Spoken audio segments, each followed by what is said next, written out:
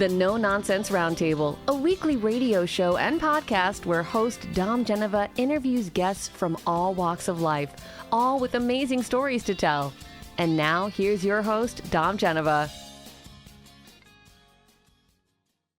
Well, welcome, boys and girls, to another edition of your No Nonsense Roundtable. I'm Dom Genova, your host every Saturday right here on WYSL, WLEA, the voice of liberty.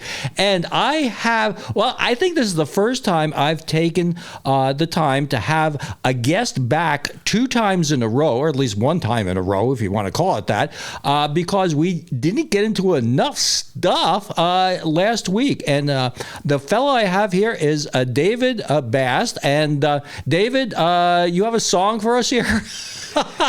You really I'll sing with you. I'll sing with you, buddy. Okay. Ready? From the halls of Montezuma to the shores of Tripoli. Well, there's more to the song, but we don't want to take the time for that. Marine Corps hymn. Yeah, Marine Corps hymn, yes. David, I guess most famously, was a Marine at the White House, and he's got a lot of stories about Ronald Reagan and the White House. And then he went on to be a New York State trooper, and now you are with the school district and of Fairport. Yes, skipped my mind for a second. And a fascinating man, a fascinating story. But let's give everybody a little education first about the halls of Montezuma and the shores of Tripoli. That goes way back when, right? That goes way back to 1847. This was the iconic opening line of the Marine Corps hymn. It was also the end of the war when we captured the Marines, captured Chapultepec Castle by the force during the Mexican-American War in September of 1847, where we stormed the castle, and they believe that's where they came out, the halls of Montezuma. And beat the living life out of everybody, right? Most likely. Pretty much what you did. Well, the thing is that I think a lot of people don't understand what the Marines originally were back when. The Marines were soldiers you had on ships, and you boarded other ships, right? I mean, you're talking about, in the 1800s and whatever. I mean, we're talking way back when. Yeah, way back when. It wasn't like Guadalcanal, where you got off on boats and you started going up the mountain and killing people. So that's correct. Yeah. 250th anniversary on November 10th this year, 2025. Yeah, God bless you for your service. I have to tell you, the thing about the Marines, I've had a couple of friends that are Marines, is that once you're a Marine, you're always a Marine. It is, we were talking about the show, it's almost like getting an Olympic medal, gold medal. You have it for the rest of your life. They can't take it away from you. It is part of your soul and the way that you look at yourself and the respect you get from other people too. That's quite an accomplishment for a young person. It's definitely branded on your mind, body, and spirit. Yeah, without a doubt. It's a title that you're honored to hold forever. Mm-hmm. So let's talk about. I mean, really. Sometimes when we have these shows, there are just so many interesting stories. And the other day, today, we're talking about your time at the Reagan White House. And you're talking about Bo Derek and riding with the president and this and that, the other thing. And you're a little humble. So I would say right now that maybe dragging these stories out of you may be something I'm going to need to do. But, please just humor me. Give me some of these stories for the public to listen to, because I see the smile on your face. You really don't like talking about this, but go ahead. After 5 years at the White House, you come up with There's plenty of stories to talk about. Some classified, some that you can share small portions of. We talked about riding horseback ride with Bo Derek and John Derek with the Reagans in Santa Barbara, California at his ranch. I got the pleasure of seeing Princess Diana dance with John Travolta, which was orchestrated by Nancy Reagan. Oh, really? I was at the Berlin Wall when Reagan said, "Mr. Gorbachev, tear this wall down." So just some amazing parts of history that I was part of. This is and as a very, very young man, really didn't understand Yeah. the magnitude of Yeah. what that would be, as I said, Yeah. branded as a Marine and branded as a White House presidential security specialist. Well, I mean, don't take this in a derogatory way, but it's just like Forrest Gump. When, you're places that people could only dream of being at one of them. And so Reagan gets up in front of this crowd in Berlin, and Mr. Gorbachev teared down this wall. And it was so controversial back then. I mean, compared to what we're talking about now, but it was like, my God, he's going to start a nuclear war and blah, blah, blah. And that didn't happen. Right. That was like lighting a match into what we called the Cold War of that there was no fuel. Yeah. But the relationship that Gorbachev and Reagan had built over the months prior really set this up. I'm sure there was already a plan. It wasn't he just came and lived this wall down. I think it was his opportunity to say the partnership of the two countries that we were asking him to do it, and he would. Well, it seems like the two of them actually trusted each other in sort of a way. Although Reagan said, we trust but verify," which I think is a brilliant statement. But there's a song in Hamilton, and it says, "In the room, you're in the room. You're in the room with a lot of this stuff with Gorbachev and Reagan, and wow, I mean." So, I mean, what is your duty there to make sure that nobody, I mean, are you like a bodyguard there, or are you just ceremonial? I mean, what, I mean, of course you are trained, you're an MP or was an MP, and that was your profession, but your responsibility is security, right? Correct. Yeah. You started out, as I said, I would, from our previous episode, started out as a Marine Corps MP and then was selected for Presidential Guard duty at the White House, or in support of the White House. So everything from the ceremonial portion that you would see us in some of the pictures with our dress blues at the side of the helicopter, or escorting the first family, and other times you're in your battle dress uniform. Other times you're in a suit, matching up with the Secret Service.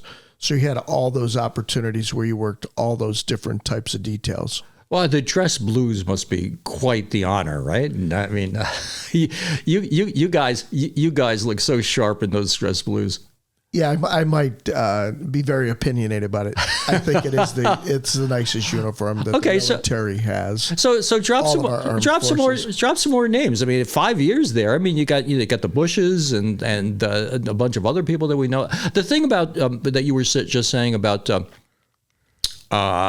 Princess Diana and John Travolta. I mean, that is an iconic message or whatever too. That was really cool. In many of those situations, whether it was at the White House Christmas party or any event that you might go to, you'd see numerous stars. But you had a job to do, so you weren't socializing with the people that were there, but you definitely taking in all the stars. Well, and because he was an actor, he had a lot of friends, like Frank Sinatra and whatever. I mean, who are some of the people that you saw at the White House that we would know the names of? Well, those are, we talk again, Princess Diana and Prince Charles, John Travolta, Frank Sinatra. You could name any of those during that 1984 to 88. He was a very social butterfly. Yeah. He enjoyed the White House. He enjoyed showing off his house, and there was just endless visitors. Yeah. And it was different back then. He and Tip O'Neill seemed to get along, and they seemed to come to, well, I think the Ronald Reagan said that somebody who's 80% against you is still 20% for you. Right. And you had Tip O'Neill, Bob Dole, Caspar Weinberger, all those people during that time. It was a pretty unique time at the White House. I got to know Vice President Bush.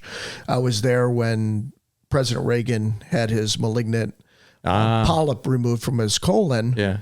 And Vice President Bush was president for 8 hours during that time. So it was pretty unique to serve two presidents within a 24-hour period. And you said that he was like a grandfather to you. He was absolutely just wonderful. As I traveled, I grew up in Fairport, and I traveled back here on leave. he would know that I went to the Adirondacks with my parents. And when I returned to the detail, he would ask about my parents and really care about, how my time off was. It was just wonderful. Well, let's get you overseas and your duty. Now, you were in Afghanistan and Iraq, both, right? That is correct. Okay, so tell me what you can about your experiences there. So during my reserve time, I did 13 deployments to 30 different countries. After 2002, I'm not sure in the first episode we talked about my first deployment to Afghanistan for 10 months in 2002. After my time at Ground Zero as a New York State trooper and on the SWAT team, and traveled to Afghanistan for those 10 months. A lot of my other 13 deployments, it doesn't really add up, 2002 to 2018 were my next 16 years of service. But a lot of those were not 10-month deployments. They were shorter deployments. I was responsible for counterintelligence for our special ops. Wow. I set up a lot of our forward operating bases, and worked with some high level military armed forces units. Well, let me break a little bit on this and get back to the before I talk to you more about Iraq and Afghanistan.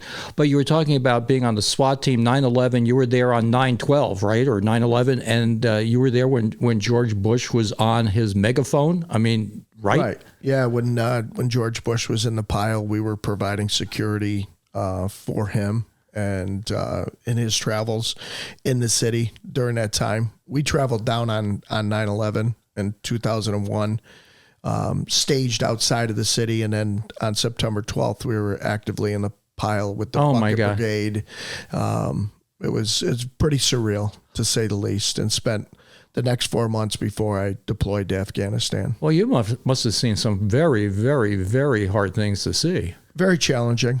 I struggle with those on occasion, but wow. I'm a man of faith, and that's kept me pretty strong through the Well, that's the thing. I have a lot of respect for people that are in first responders positions or the military. I mean, there are things that you have seen that you can't get out of your mind, I'm sure. And I'm sure it has a lot of effect on people and how they treat themselves and how they treat their family and whatever. I mean, and the good thing, I think, is these days, at least we're recognizing it. When people came back from the Vietnam War and World War II and whatever, there wasn't a cognizant way of handling these things. So talk to me a little bit about that, with the VA and everything. We hear two different things about the VA. They're great, they're terrible, whatever. How are things working with the VA? I've had great luck with the VA in any kind of care. I think they're extremely supportive. There is some ins and outs that you have to learn about. A lot of times you find out from a fellow veteran that's dealing with different things. But they've been very helpful to me, and I've tried to pass that information on. Now, you're involved in a lot of organizations that support the veterans too. Let's talk about a little bit about that. Most recently, Honor Flight. I'm a volunteer for Honor Flight. I just recently came back from Mission 91, where we went to D.C. I traveled with a Vietnam vet, fellow Marine, and it was an honor of a lifetime to see it through his eyes and to kind of see the Vietnam Memorial. It was pretty touching. There was a man from Webster that lost his life that he knew. We were able to sketch his name on a piece of paper, and to see the emotions really brought me to my knees. And then returning back to Rochester, the not only the volunteers for Honor Flight, but the Rochester community that comes out to finally give them their true welcome home. It's heartbreaking. It was very difficult for me. My veteran was not very ambulatory, so I was pushing him in his wheelchair, and it was hard for me to control my composure to watch the people cheering them on and welcoming them home for the first time, unfortunately. Well, it was on your advice, Nita and I went to see that, and I was bowled over. I mean, there's so many people there. And this veteran, I wish I got a chance to talk to him. I wish I got a chance to take a picture of him. But he came up to us and shaked our hand and said, thank you for being here. This is somebody who gave the service thanking you for being there. I mean, the just humanity of that and the humility of that. I mean, I was just, like I said, I was bowled over with that. And then all the people that were there, and it was something. And I have to tell you, and everybody, when you get a chance, the next flight that they have, you go, get there about a half an hour early, go see the families, walk up and down, and it's just marvelous. And the thing that I was really impressed with the last show that you told me is that you pay for these guys to have an overnight down there rather than having them go down and come back. I mean, some of these guys, I mean, I can't imagine some other organizations making you fly in and then fly out on the same day. That's got to be rough for anybody. Forget about going there and being in an emotional thing like that. Yeah, it's a long weekend. Compacted. We get there to the airport at like 3:30 in the morning. Oof. Prepared for a 6:00 flight direct to Baltimore, and from Baltimore, it's we're getting on buses and going to all the memorials. By Saturday night, when after our banquet, and again recognizing their service, recognizing them and and everything that they've provided for this country, go to bed, get up the next morning, get on some buses, get on a plane, and come back. And it really the cherry on the top of that cake is really that welcome home. That's where it really puts everything together, and they feel welcome again. That's why they thank you. It's because they did not enjoy that part. They served their country honorably, and they came back, and we're not accepted back. God bless them. So let me get you back to Afghanistan and Iraq. Tell me a little bit about your experience. What you expected that happened, and what you didn't expect that you learned. So let's just kind of go in that direction. They were very accepting of us. I think they enjoyed. I mean, let's be honest. They enjoyed the American dollar over there to try to bring freedom back to a country that was suffering. At the same time, we were building relationships and fighting at the same time. So you're looking at both sides. You're fighting and also trying to build relationships with the supporters. So extremely, extremely difficult. Very, very challenging times, and lost some dear friends. Yeah, I can imagine. Is there anything you can talk about that you think that maybe, I know you're not a political guy, the things that we should have maybe done differently in those two instances? In many of the instances, you're learning from your experiences on the ground itself. I think we were doing great things over there, but I can only talk for the portion that I was involved in. And I'm very, very honored to have served my country. And I've always talked about this to people that are interested in serving. My phone is open, and I'm available to talk to you about the opportunity to serve your country. It really set me up for my career, and I'm truly honored to serve my country and serve my state. Well, it seems to be lately with the new administration and the new Secretary of War. It used to be, of course, the Secretary of Defense, but there seems to be, and there's been questions about this meeting that they had with the 800 generals and whatever. But it seems as though they are restoring a level of dignity and respect. And whatever you think of this guy Hegseth is, I mean, he's it. I mean, he's a war guy. I mean, he's a fighter. He's a warrior. And I think the thing that they had the other day, the meeting that they had the other day, not for nothing. I mean, you very seldomly see the CEO mixing it up, especially having push-ups with the troops in the, that it does say a lot. It does say a lot. I mean, he's been there, done that. Right. So he's not asking them to do anything that he hasn't done. Yeah. I think he's definitely building a stronger military, a proud military. I think. Well, if I could interrupt, a military ethos. A military ethos is that we have a job, and our job is to win wars, and that's what it is. And if that means doing X or Y, or strategy, tactics, or I mean, obviously, nobody wants to be in a war, but whatever it is, you have to be as prepared as you can be, and you have to have people that have abilities that are not judged on anything other than, well, ability.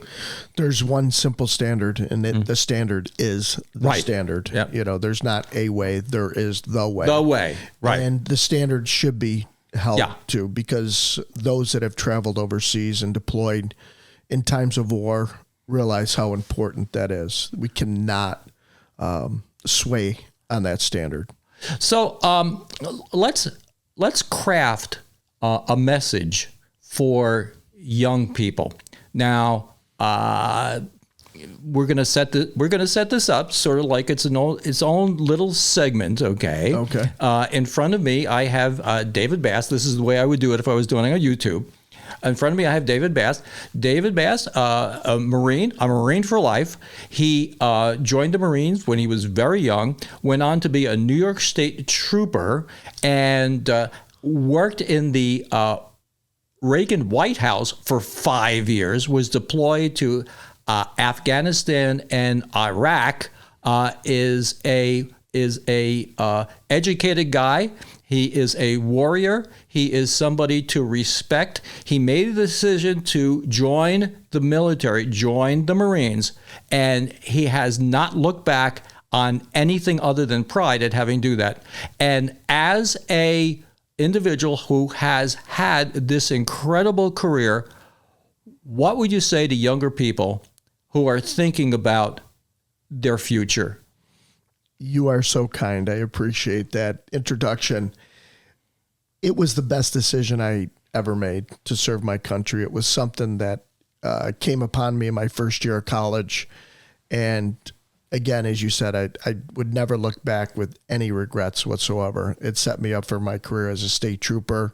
It set me up for my career as from going from active duty to reserves.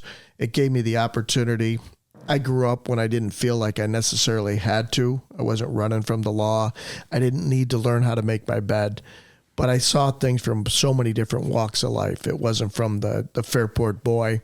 It literally was from a boy that met up with guys that grew up in the Midwest on a farm, or a guy that raised cattle in Texas, or a girl that grew up in Atlanta and a family in Atlanta. So I got an opportunity to see the world through so many different eyes, even in the States. Mm-hmm. And then as I moved into the reserves, I traveled a lot with the White House with Reagan overseas, but not in times of war. And then during my reserve time, when we've gone to war, going over there and truly fighting for our freedoms, and knowing when I came back here, I knew what I was fighting for. Not just my family, but my community, my country. It was an unbelievable honor to put on a uniform and have the opportunity to do that.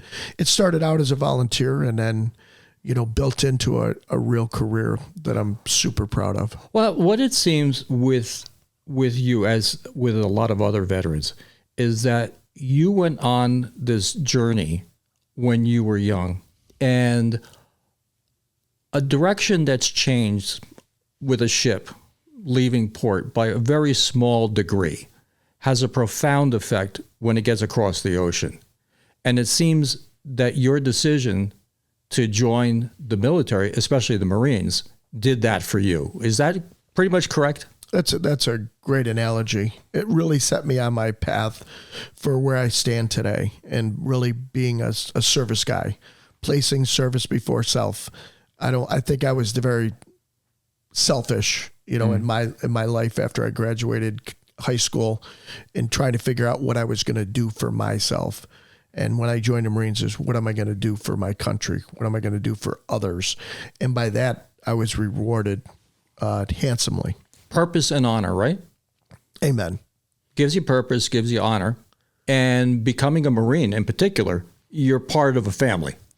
Yeah, it's a true brotherhood. I grew up with two sisters, and it really were my brothers. Not to take anything against or from the women Marines, but the men that I served with in the Marine Corps really became family. It's a brotherhood. It's a camaraderie that is second to none. So you would recommend this to young people? 101%. I wouldn't. I think it.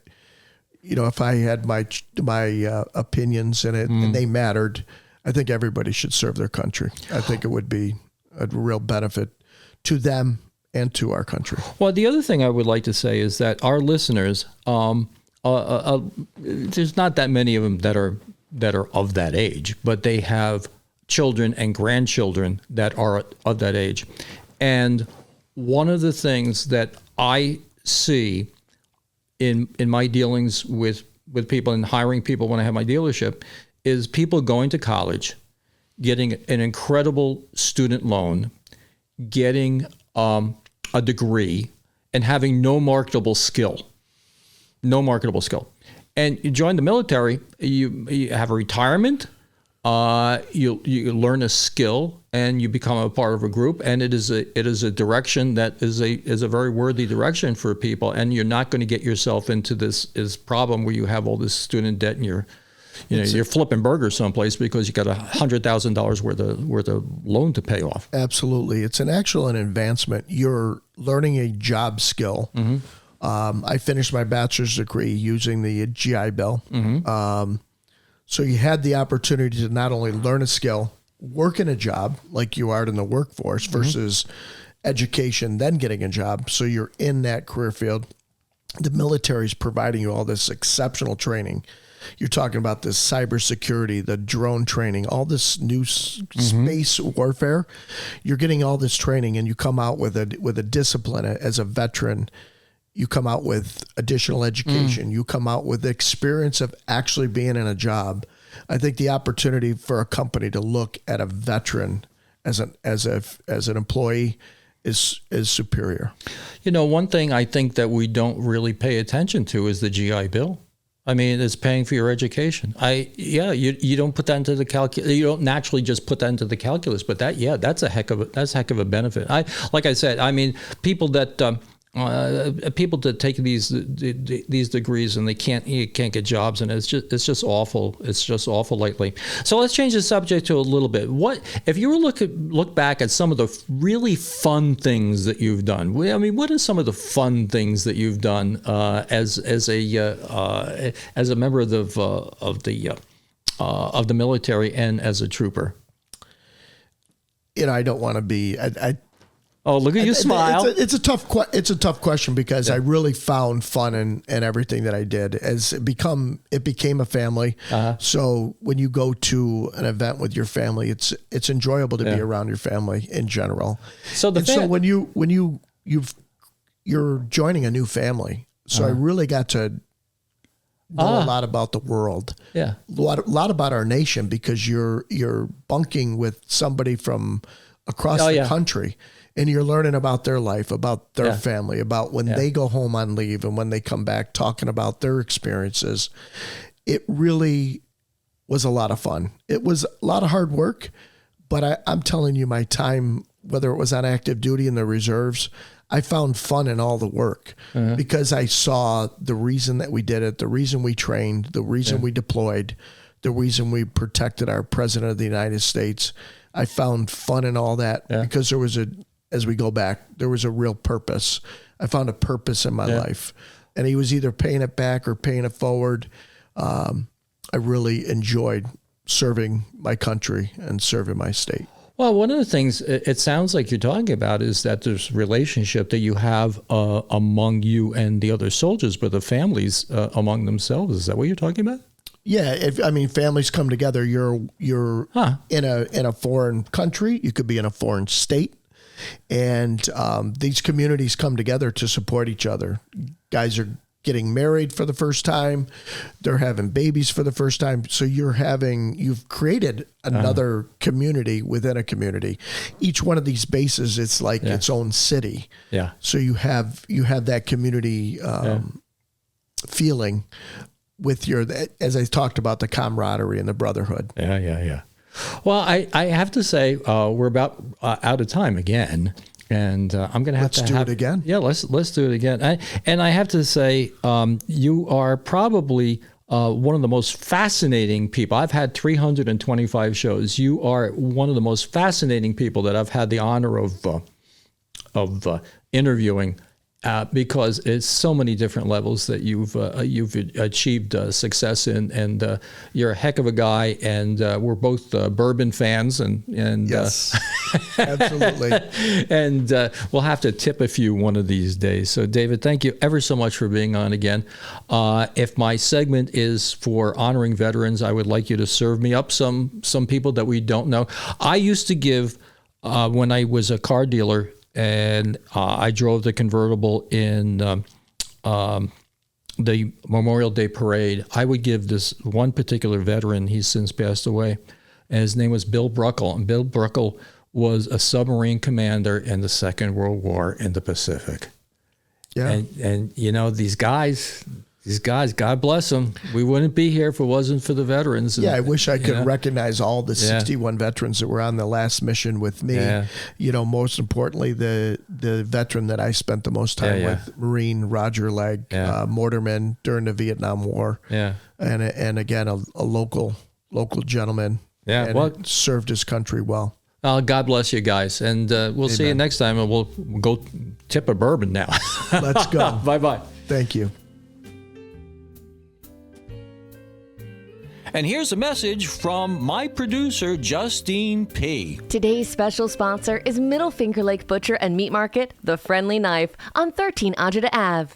An extended service butcher shop, The Friendly Knife not only covers your need for beef, pork, and chicken, but also for those rare occasions where you want bear, lion, zebra, snake, elk, rabbit, hedgehog, squirrel, raccoon, wildebeest, ostrich, horse, lamb, emu, alpaca, ghost, rat, gopher, mouse, rat, gopher, groundhog, giraffe, snake, donkey, burro, and did we mention snake? Remember the motto of The Friendly Knife. If God didn't want you to eat animals, why did he make them out of meat? Open 5 days a week. The other 2 days, we do lots of chopping. The No Nonsense Roundtable isn't just about amazing guests and interviews, but also giving back to the community. Here's a No Nonsense Roundtable production done for the Rochester Rotary Sunshine Camp. It's a magical place for kids of all abilities. The Rochester Rotary Sunshine Camp.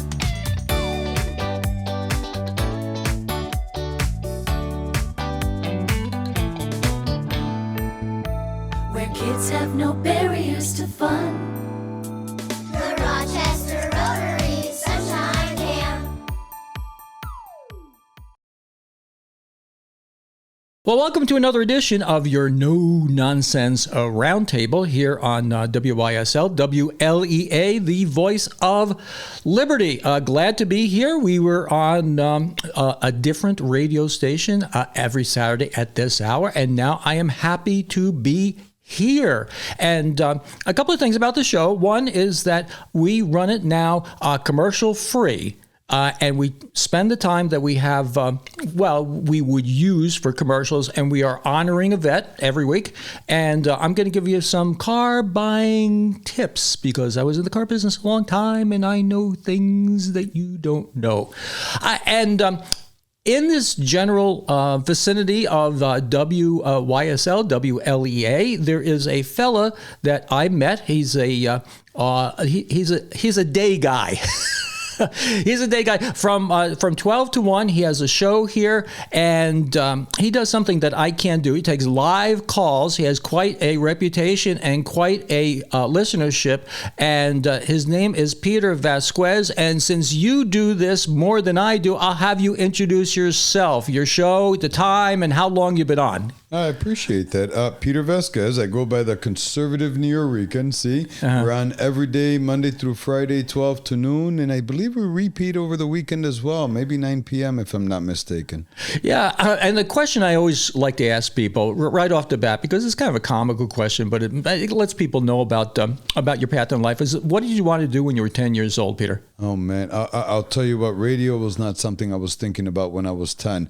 When I was 10, you know, I think I wanted to be Wow. You know what? That's a hard question. I have to admit, Dom, that. Well, what did you like to do? You like sports? Or you like reading? You like music? I mean, what did you like when you were back then? Well, I liked music, but I was also a weird kid. I used to like to watch C-SPAN, believe it or not, and I always watched those. So I guess if there's one thing that I wanted to do when I was 10 was probably be one of those people that I saw on TV on C-SPAN, and at the time I didn't really know what they were, but based on the rhetoric that I grew up with, which unfortunately is still around, I truly believed, and this is probably what sparked my attention, that those people were like a special breed of people that were created just to lead the rest of us. So in my mind, I'm like, well, I want to be one of those people. Okay, and that's probably where I was. Remember, I've never been into sports. I've never really been into anything else. I enjoyed plays. I enjoyed doing things like my brother had a DJ system that I would always use. So stuff like that was fun. But Dom, I grew up in a place right here in Rochester where in my mind, things like that or things beyond in front of me, those weren't things that weren't meant for us. So we've been told. So that's what makes answering that question so hard, because I don't know if there was anything that I really wanted to be. I mean, maybe a gangster, because I was told that's where I'm heading. No, what the thing you're talking about, that's the American dream, though. You know, you see something, you can be anything you want. You really can't be anything you want. I mean, you know, I told my daughter one day, I said, you're never going to play shortstop for the Yankees. You're the wrong sex. You're too short. You don't have a big league arm. And Jeter's going to be there for a while. So you can't do anything. But the door is open if you have the talent for it and you work hard. And it sounds like that's what you did. You know, the funny thing is, this shows you how we have this difference in age. You were talking about C-SPAN, and you were young. I'm talking about when I was young, it was Jack Parr. And I mean, it was way back when. But it's sort of the same feeling. You see these guys on TV and they're interviewing people. I mean, Mike Douglas and of course Johnny Carson, and you get a certain affinity for it. Like it's really kind of a cool thing to do. You know, you're in the chair. You get to ask the questions, and we're turning the tables now because I'm asking you the questions. So what now? You the show? How would you describe the show yourself? Because I know how I would describe the show, but you describe your show yourself. I describe it as a catalyst for change, a catalyst for discussion, an opportunity to be able to bridge that gap between what many people out there would say is a gap that's unbridgeable. And what I mean by that is there seems to be a myth or a mantra that keeps us and them.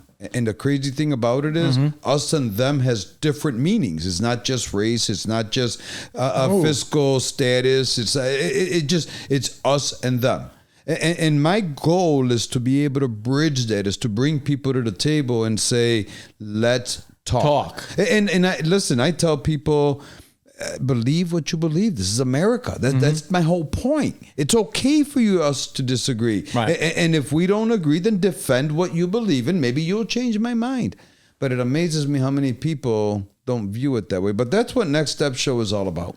Well, one of the things, personally speaking, is I think that the internet and the social media thing has given voice to people that never had voice before, and you ignored them. I mean, there are people online, and you can go, that are sovereign citizens. You know about that, right? They don't think they belong to any country at all, and they have cardboard license plates say they're traveling. They don't need a license. I mean, these people are way out there, and people that think that the world is flat. You can go on the line and people, but they never had a voice before. You never listened to those people. And now with the algorithms the way they are, it's actually pitting us against one another.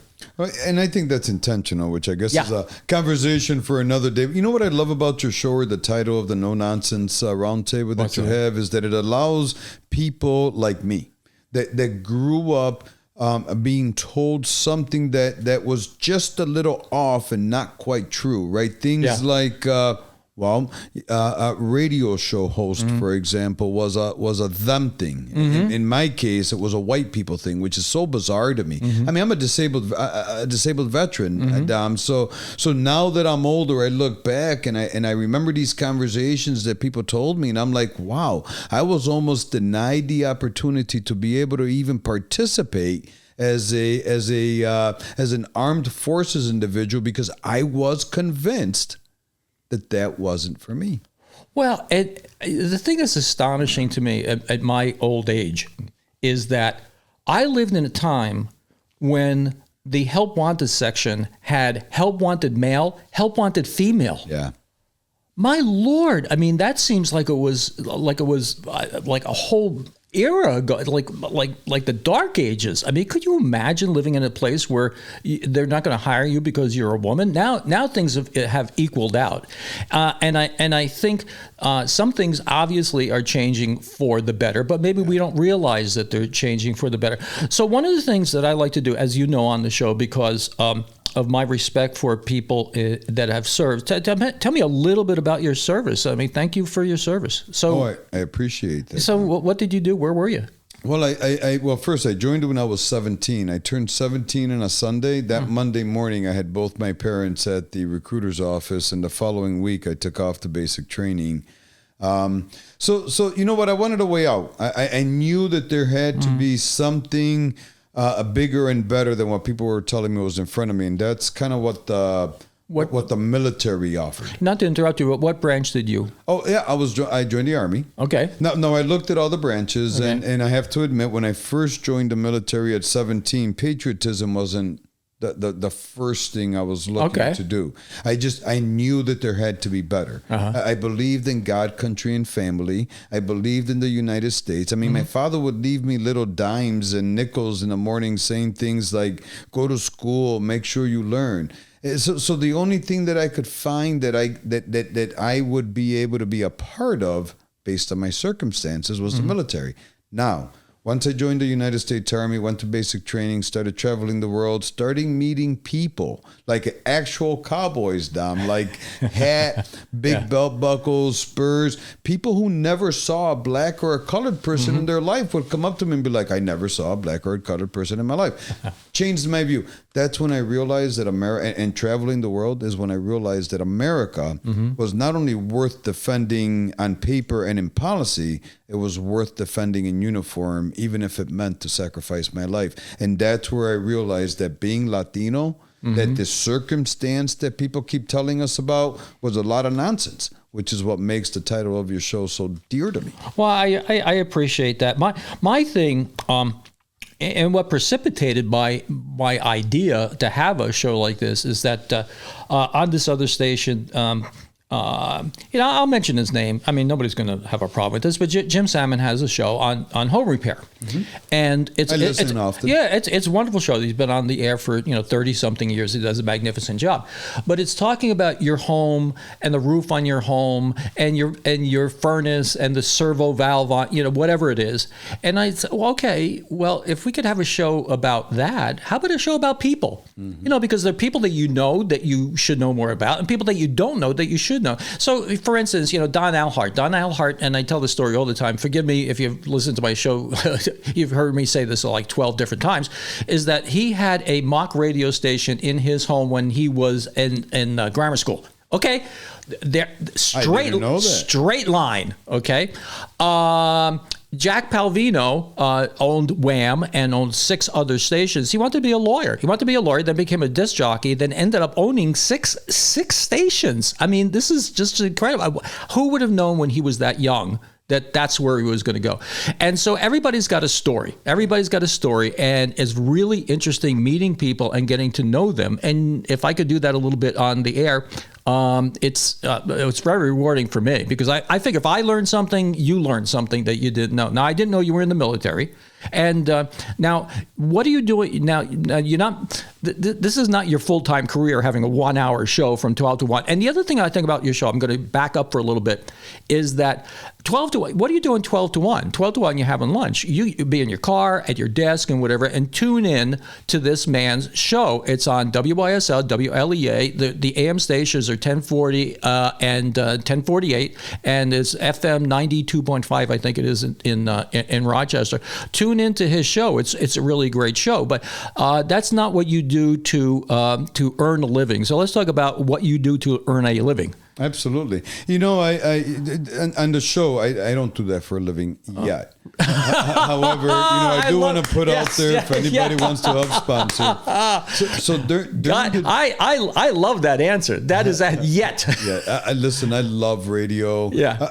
Dom, if I wasn't convinced so long ago that things like that were beyond my reach because of circumstances, I would be one of those people that own 6 radio stations. Yeah. But that wasn't the case, and it doesn't mean I don't stop trying. I continue to do that until the good Lord calls me home. So I'm in housing. I run the equivalency of a housing authority in one of the rural areas. Right, it's a not-for-profit that contracts with the state, is designated.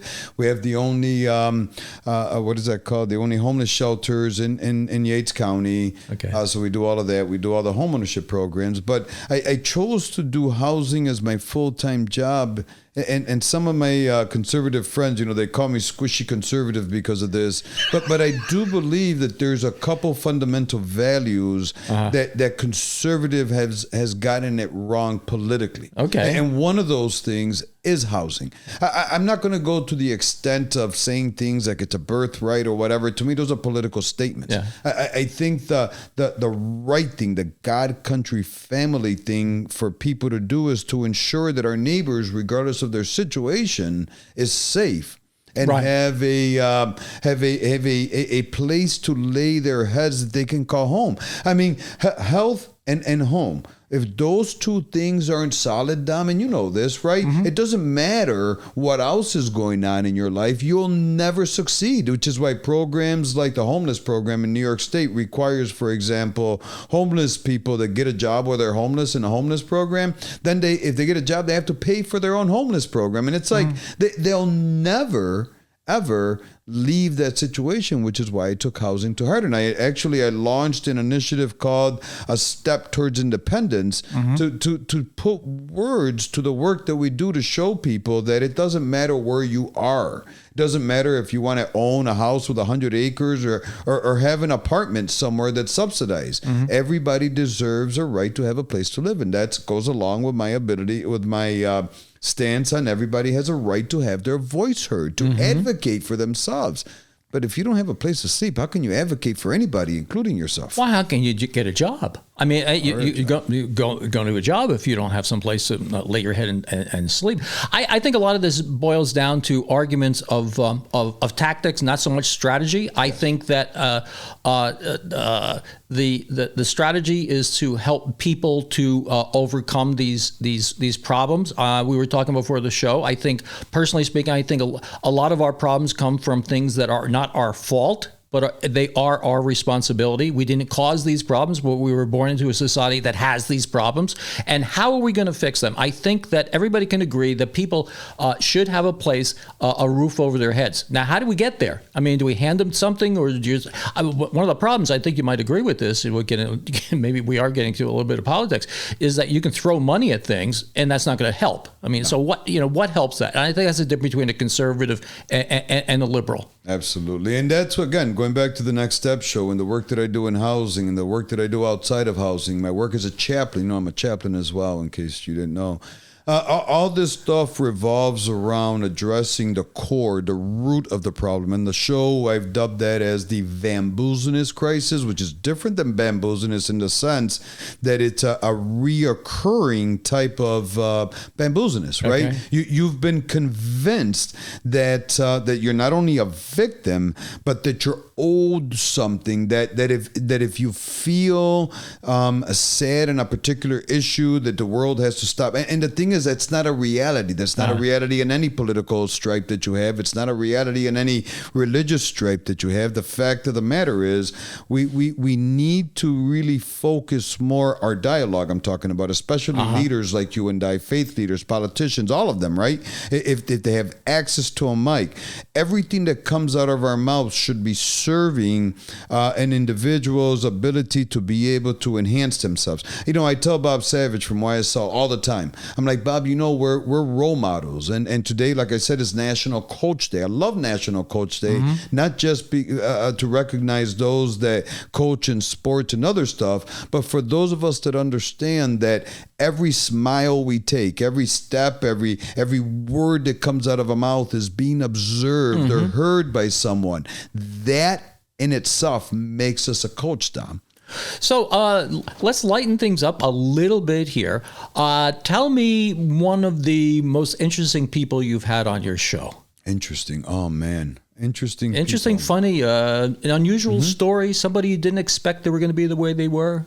Oh my gosh, man, that one, I've had so many. I've had Dr. Ben Carson on, and I loved his story, not because he was, the former HUD secretary and the first a neurosurgeon to separate twins, but his story again, another individual who like me chose to not listen to the mantra and find a way out. But see, his story goes in even deeper, and this is to parents listening. He talked about how his mom, who was illiterate herself, threw the TV out the window and made him and his brother read, and they would have to write book reports, right? Wow. They were like, oh, mom sucks, all this other stuff. Yeah. Mind you, she was illiterate. She returned every single book report these children wrote when she was raising them with feedback that she went out and got other ways. And as a result, what do we have? A neurosurgeon, right, who grew up in the middle of New York City's ghettos, and his brother, who was a rocket scientist, right? He was one of the best stories. I had Nick Searcy on, and we talked about some of the political stuff in regards to Jan 6. We've had Alan West. We've had some really left-leaning people on my conservative show. People like Labrice. I forgot. She's the vice chair on the Rochester City School Board. Phenomenal story. And the thing is that each one of these people that I brought on, and that's why, to pick one person is kind of like, whoa, wait a minute, I got to really give that some thought. Because I'm very cautious with my guests. First of all, I don't just bring people on for a bang. I don't care how popular they are. I bring people on that can not only show a message of strength, but also has a story to back it up. And what I mean by that is what really attracted me to Dr. Ben Carson wasn't, again, that he was Dr. Ben Carson, is that he had a story that is going to help our listeners be able to take their next step. Right. I pride myself in bringing things like a balance of faith, politics, and entrepreneurship, and not just as a Christian or as a conservative, but whatever that means to the listener, right? Accepting it, grasping it. Those are the kind of things that I'm hoping to do. And those are what our listeners, I mean, today I had a couple of people, one from Able Americans, another National Center research policy type, organization. We talked about how in 2025, right, we still have issues with disabled Americans entering simple things like an Uber, right? I mean, it's like, well, where are we? But yet we've got wackadoodles on TV sitting there fighting for wackadoodle things. Wackadoodle! I love it. I think we should trade. Maybe that isn't trademarked yet, but we should think about doing. I better do that before other people grab it. I got to make T-shirts. Yeah, but before I make sweatshirts out of it. Well, Peter, it's been delightful having you. I'm looking forward to a long and productive relationship with you at my new home here on WYSL WLEA, the voice of liberty. What a great statement! It's the voice of liberty. And we will be doing more stuff together over time, I'm sure. And everybody, 12 to 1 o'clock. What are you doing 12 to 1 o'clock? You need something to do. Turn that dial to 1040 or 1048, wherever you are. And participate. Yes. That's what dialogue's about. Yes, and call. Call Peter. This is Dom Genova, your no-nonsense car guy with another car buying tip. So you see a dealer on TV and he's advertising a repo sale. You know what repo means? It's been repossessed from the bank because somebody couldn't pay their payment. Usually dragged out of somebody's backyard at 3 o'clock in the morning. And he's going to have a repo sale. Like, these are really good values. Let's think this one through. So if they couldn't pay the payment on the car, they probably didn't get the maintenance done on the car either. The condition they come in is pretty bad. I've seen some of these things. And I don't understand the logic of that. Wouldn't that be like going to Match.com and actually looking for somebody who's been in state prison, you want to avoid that. Want to learn more about tricks of the trade? Buy my book. I happen to have one here on my lap. It's called Don't Be Taken for a Ride. It is a book that, tells you what dealers know and what you don't know and should know. It's available on Amazon or don'tbetaken.com. See ya.